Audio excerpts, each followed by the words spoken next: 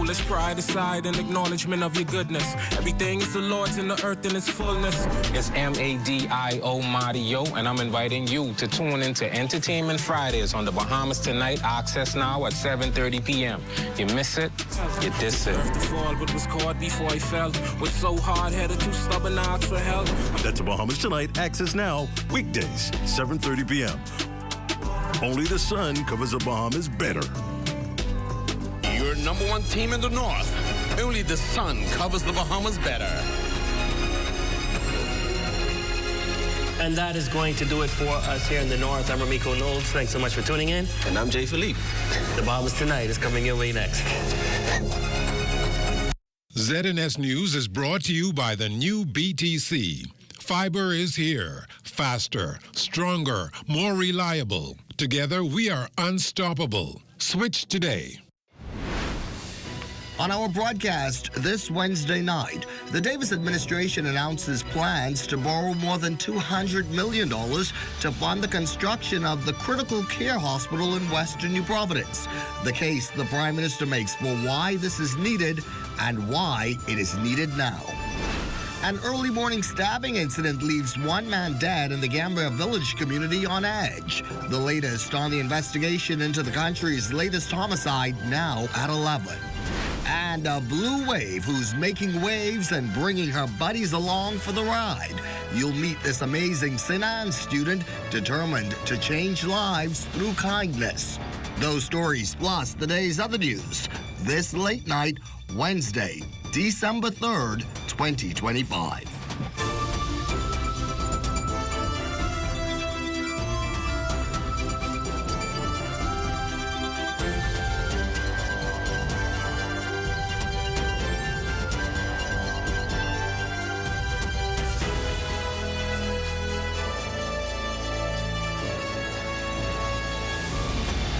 The Bahamas tonight at 11. The final word starts now. It is good to have you with us this late night. I'm Corbell Pyfrom. Our big story here at 11 comes from the House of Assembly, where today the Davis administration moved a resolution that will see the government secure funding for a new hospital in Western New Providence, a facility that Prime Minister the Honorable Philip Davis says is critically needed, and the time to do it, he affirms, is now. It's time for a reality check on those who keep pretending that the slow, incremental changes that have been going on for many years will ever be sufficient. Well, Madam Speaker, the decision has been made. The decision has been made. New Providence is getting a new hospital, and we are securing the funding for that hospital today. Prime Minister Davis says the government will borrow from the China Export-Import Bank more than $200 million to construct a new hospital on Propol Tract in New Providence. Though specifics about the loan were not given in the House of Assembly Wednesday, Mr. Davis seemed emphatic. This needed to be done. Issues with healthcare are many and deep-rooted in systems and philosophies that no longer serve the needs of our 21st century Bahamas. We can no longer accept, no longer tolerate an outdated healthcare models that have been in place for far too long. And to bolster his case, he spoke directly to the collective pains of the Bahamian people. Every Bahamian recognizes the urgent need to expand access to healthcare and improve the quality of healthcare services throughout our islands. Constructing this new facility announced more than a year ago has been among the Davis administration's key priorities. Its completion, says Health Minister Dr. the Honorable Michael Darville, now inevitable. There's no doubt in my mind that on completion of this hospital, it will serve the country well for many years to come and improve clinical outcomes for patients, help to reduce the country's infant mortality rate, and will address outpatient overloads at both of our public tertiary healthcare facilities. For years, the Bahamas has grappled with the issue of migrants invading Bahamian territory. And as the government is moving to tighten legislation to address the matter, Lloyd Allen tells us tonight that it is also facing some pushback. is consistent with the principle of non-refoulement. That has nothing to do with smuggling. That has to do with not being able to take someone home. A show of solidarity on Wednesday as members of the Coalition of Independents, led by party leader Lincoln Bain, converged at Parliament to address a very important matter facing the country. It's a smuggling of migrants bill that they say addresses a number of issues, including asylum seekers, which in many cases could introduce concerns right here in the country. If you do a bill where someone can land in your country and just say the word asylum, or because they were smuggled, that they will be allowed to stay, even if it's for a temporary basis, we can be taken over. All of the things that they are now trying to control in this bill is already controlled by the law. Every single act. Bain also alleging the bill directly attempts to serve as an open-door policy for migrants. The way the law presently is, a person who enters into the Bahamas, not through a port of entry and not with the permission of an immigration officer, enters illegally. But now that is being overridden by this bill. Attorney General Senator the Honorable Ryan Pinder explaining the bill essentially creates a bullseye in prosecuting smugglers. In order to bring any charges against a smuggler of migrants, you have to piece together different provisions of the Penal Code and the Customs Act and the Immigration Act. It's messy and it doesn't include all of the potential criminal violations. What this bill does, it strengthens the ability to prevent illegal migration into and out of the Bahamas of illegal migrants, of undocumented migrants, of unapproved migrants.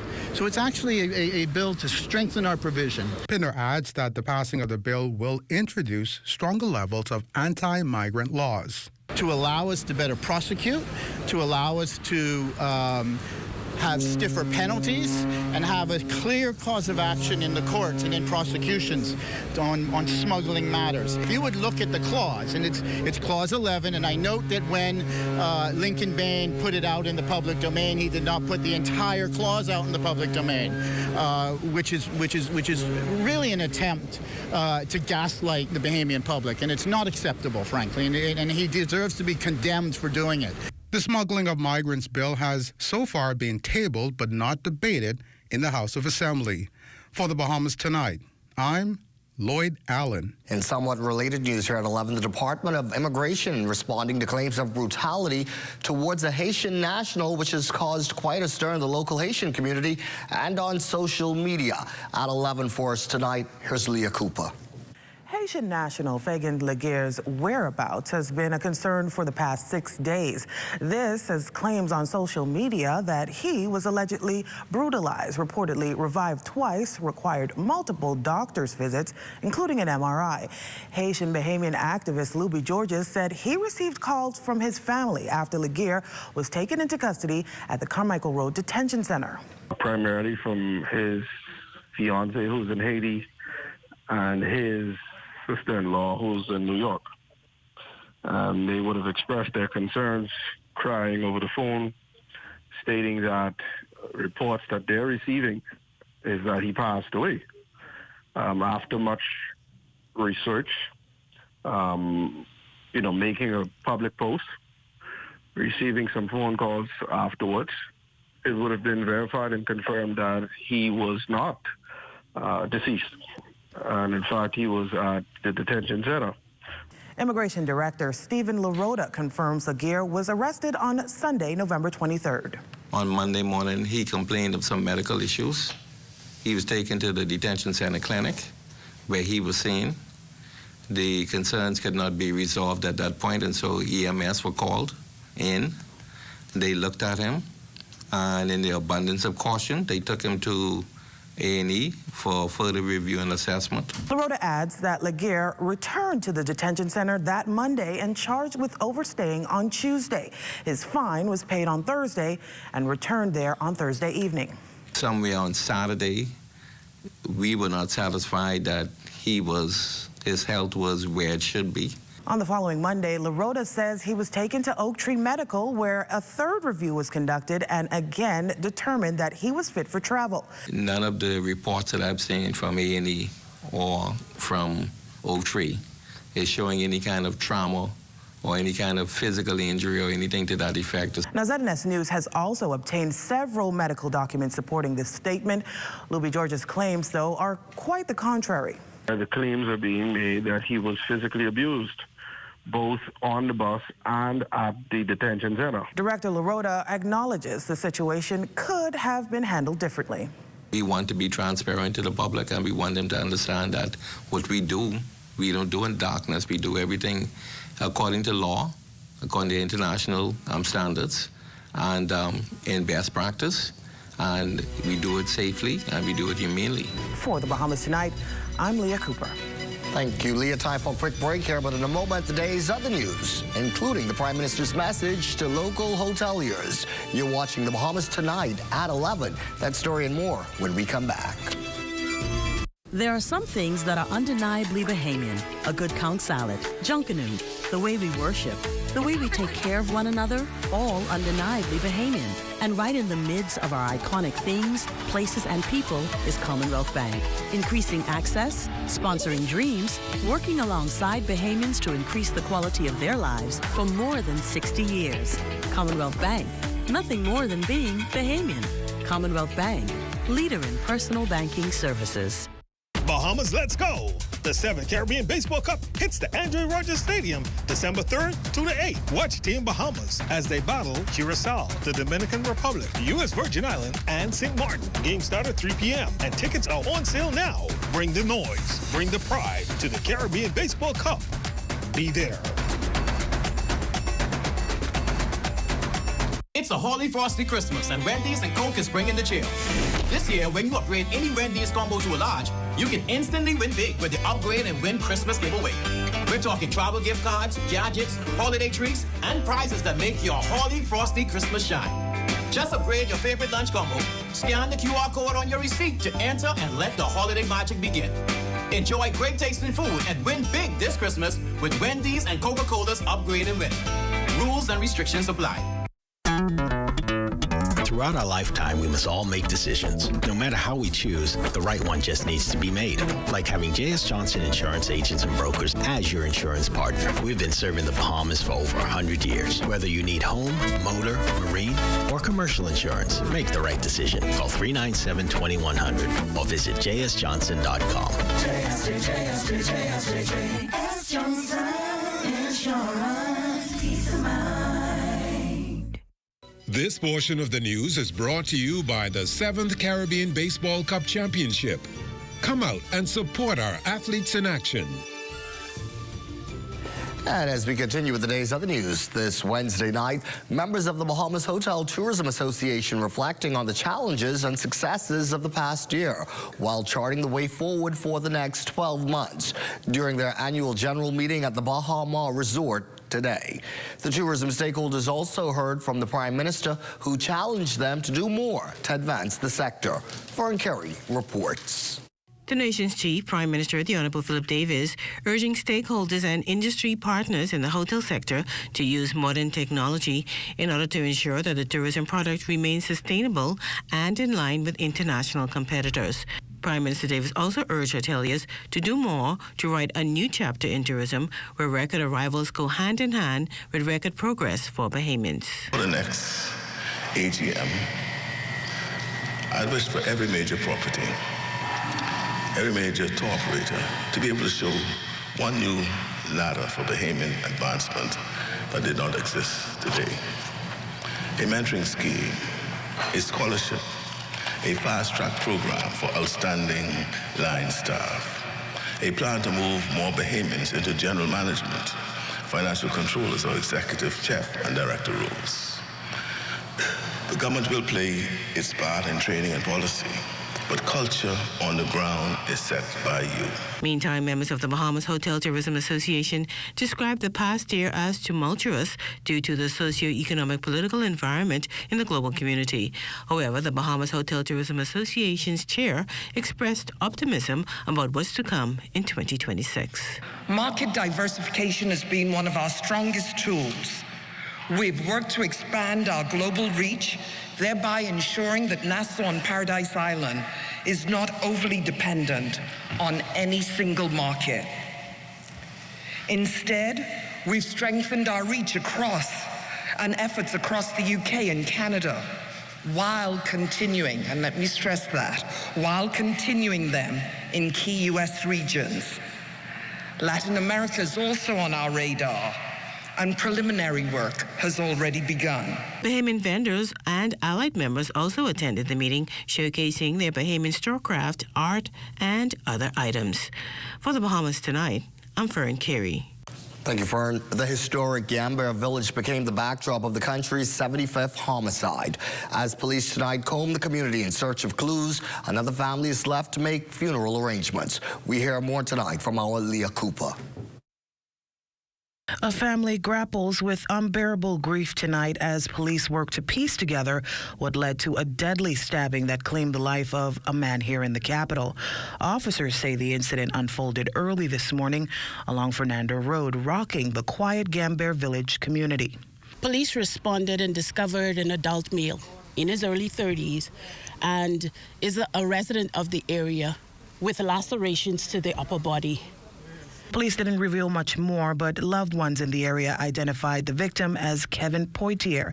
Still trying to make sense of the tragedy, they told us Kevin was one who always stood for peace. Any conflict will go on between us and our family. He'd be the only one who will intervene in a positive manner. You understand what I mean? And he's an artist, he's a good artist, and he's a cook.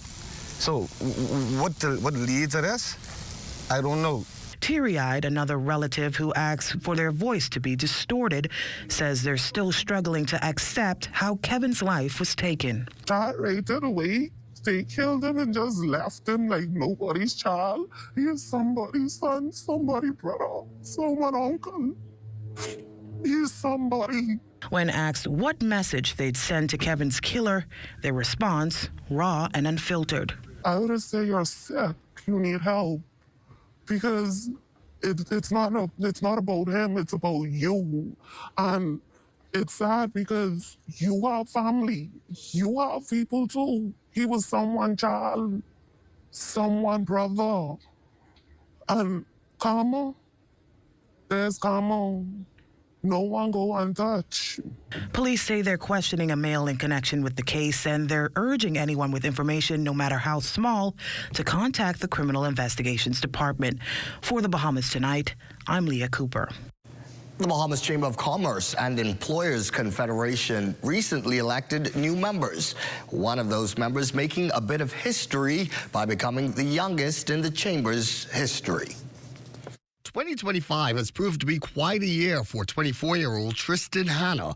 Capping it off, Hanna recently became the youngest person elected as a director of the Chamber of Commerce. The Chamber has a history of greatness. The brilliance of the Chamber and the men and women that have played a role over the years, even from before I was born, it doesn't go unseen. And especially in the Chamber, we respect them. And so me coming into the Chamber as the youngest director, it's important for me to look at what they have done and get motivated by that. And you know, I'm glad to be following in such footsteps of such brilliant people. To be in this illustrious company seems almost expected for Tristan, an accomplished collegiate athlete. This year, he embarked on his entrepreneurial aspirations, his own security installation and outfitting business, which in less than a year has already become a force within the industry. He's a recipient of this year's Small and Medium-Sized Business Men in Business Initiative grant. All this prompting him to get involved with the Chamber of Commerce. He admits prior to being approached about joining, he knew very little about. Now he plans to advocate at the table for other youth. If you look at the table, there isn't much youth at the table. And I figured, how can people make decisions about the youth when there's not even any of them at the table? Tristan has already joined the Chamber on several of its trade missions, with trips to London, India, and soon South Korea. And while he's excited and grateful about the success he's having, he wants to see more opportunities for other youth. His advice, keep at it. I would say that if you are a youth trying to chase your dreams, I would say know your field. I would say study it as much as you possibly can and go after it. I would remind them that they also have one life to live, and approaching it at their youth is not a bad thing. Well, congratulations to Tristan. 6th grade head girl at St. Anne's, Shakina Thompson, is proving that leadership has no age limit. Not only is she excelling in her role, but she's also using her platform to shape a more positive school culture. Thompson has already launched 2 impactful initiatives, Operation Buddy Wave and Wave of Kindness, programs designed to uplift her peers and strengthen the bonds within her school community. Thompson says both initiatives were created with a clear purpose: to discourage bullying, encourage new friendships, and remind students of the importance of valuing and appreciating one another. And as these programs continue to gain momentum, their influence can already be felt throughout the student body.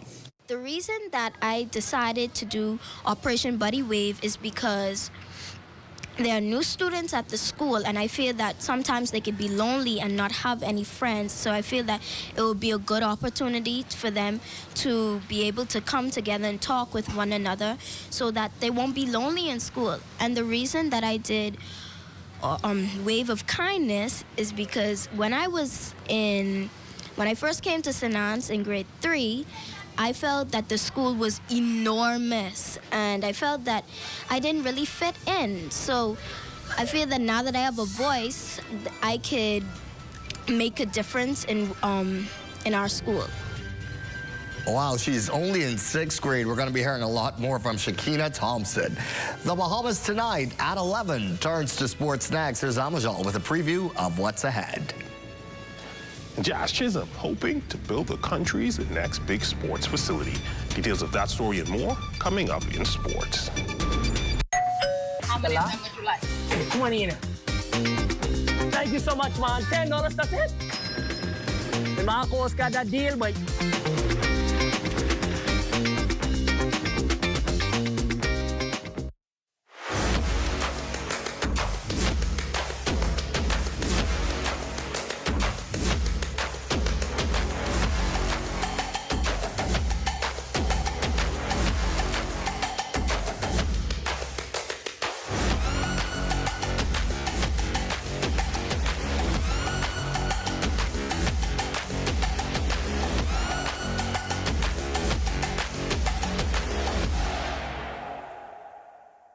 Got termites and need to get rid of them fast? Trust Rentokil Initial. With over 60 years experience in the Bahamas, the global brand, training, and expertise can't be beat. Only Rentokil Initial gives you a 3-year warranty and payment plan options on termite fumigation.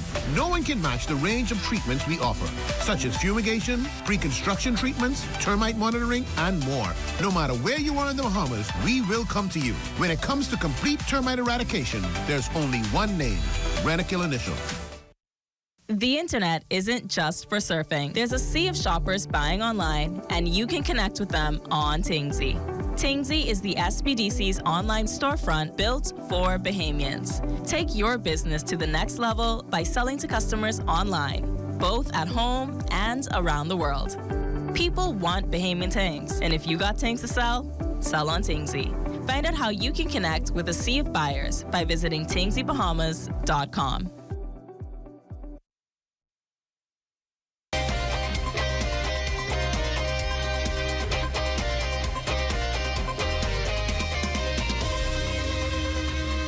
Welcome to your Wednesday evening sports check, everyone. I'm Amajal Knowles, topping sports, a multifaceted sports facility / academy, hoping to serve as a conduit for the country's next wave of professional athletes.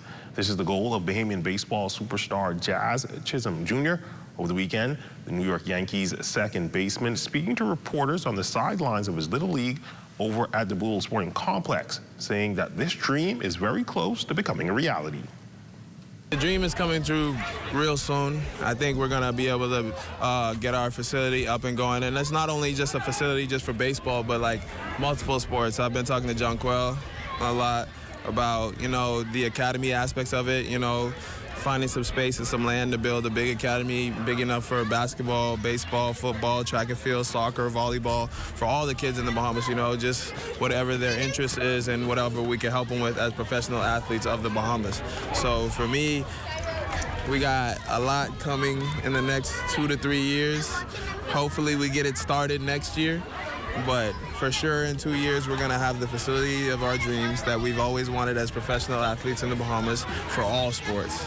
Not just for professional baseball players to come to, but professional basketball players to come to help the kids that are in basketball, the soccer players, beach soccer, all the stuff we got here in the Bahamas. You know, I just want to be able to help the kids in everything. Switching gears to the association, last night over in the NBA, VJ Edgecombe and his Philadelphia 76ers taking on the Washington Wizards. Edgecombe trying to get back into the swing of things, still on a minutes restriction due to that lingering calf injury. VJ would post 9 points, 6 rebounds, and 6 assists, along with 2 steals and 2 blocks, and was plus 10 on the night. The Sixers would cruise to the 121-109 win and improve to 11-9 on the year. Over in the Bay, Buddy Hield and the Golden State Warriors would try and slow down the red-hot Oklahoma City Thunder, winners of 12 in a row. And early on, it would look like the Warriors would be able to do just that. They would make it a 2-possession game with just under 2 minutes to go. But the defending champs would prove to be just a bit too much, escaping with the 124-112 win. Buddy Buckets pouring in 13 points along with 4 assists and 2 steals. The Warriors would drop to 500 on the season. Next up for them, a showdown with VJ and the Sixers on Thursday. Over to the collegiate ranks on the women's side. Yolette McPhee-McEwen and her Ole Miss Lady Rebels continue to roll as they would defeat George Mason over the weekend to improve to 7-0 on the season. But waiting in the wings on Thursday, perhaps their toughest test up to this point, a top 25 showdown with the 18th ranked Notre Dame Fighting Irish. Just really excited about the opportunity to play a top 25 opponent on Thursday here in Oxford. You know, we usually have to wait until conference play to do that. And last year, I don't remember who did we play in the challenge? NC State, and we had to go there, and there was a great crowd. I think it was sold out, and so we've been making a push to have as many fans as possible. I would love a sold-out pavilion, and there's a lot of buzz in town about the game. On the men's side, another strong performance from Fred King as he would help lift the Murray State Racers to an 84-52 win over Morehead State last night. King posting 12 points, 8 rebounds, and 1 block in 22 minutes of play as the Racers would advance to 6-3 on the year. King is easily off to his best season of his career, averaging 12 points and 8 rebounds while shooting 73% from the floor. And that's been your sports on this Wednesday. I'm Amajal Knowles, signing out until tomorrow.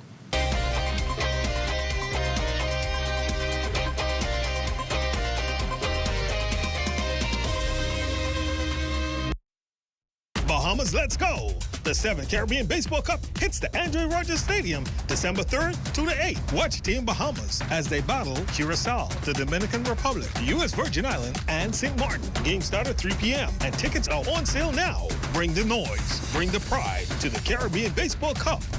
Be there. You want me to come take care of Maggie and Dan for 2 weeks? True?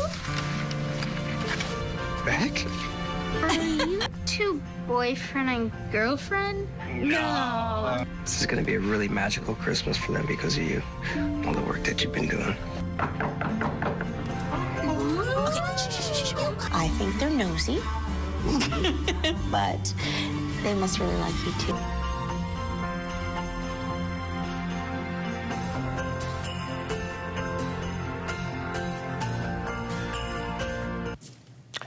Let's check in now with Chief Meteorologist Basil Dean for a look at our weather forecast. Good evening, Basil. Good evening, Carlos. Satellite pictures showing a weak fall boundary pushing through the northwest Bahamas, and that will usher in some slightly cooler temperatures over the next couple of days. Now, your temperatures around the islands this evening: Marshall, Babico, 79 degrees, Great Torquay at 80. Also, Freeport, Grand Bahama, 80 degrees. The Berry Islands, 82. Alice Sound, Bimini, 79 degrees, 82 in Rock Sound, Eleuthera. Otterstone, Cat Island, 81. Black Point, Exuma, Camp Space, Andros, registering 83 degrees, and then we pick up some 80s in Georgetown, Exuma. Rum Key in San Salvador, 81 degrees. In Ragged Island, 80 degrees. Acklands at 82. Also, Betsy, Bay Maguana, and Matthew-Town, Inagua, 82. And our neighbors to the southeast, Turks and Caicos Island, have a temperature of 82 degrees. Forecast tonight, we're looking at clear skies once that frontal system pushes through. The low temperature just around 74 degrees. And tomorrow, partial sunshine is expected. A beautiful day tomorrow with a high temperature getting up to 82 degrees. And the extended weather forecast, lovely weather right through the weekend. But come Monday, early next week, we have another frontal system push through.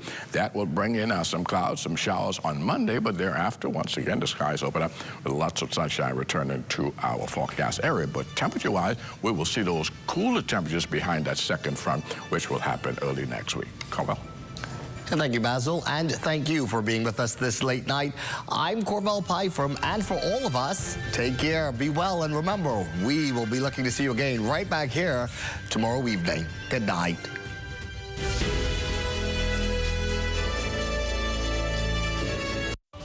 At Bahama Boulevard, I'm Sean Innes. This is ZNS.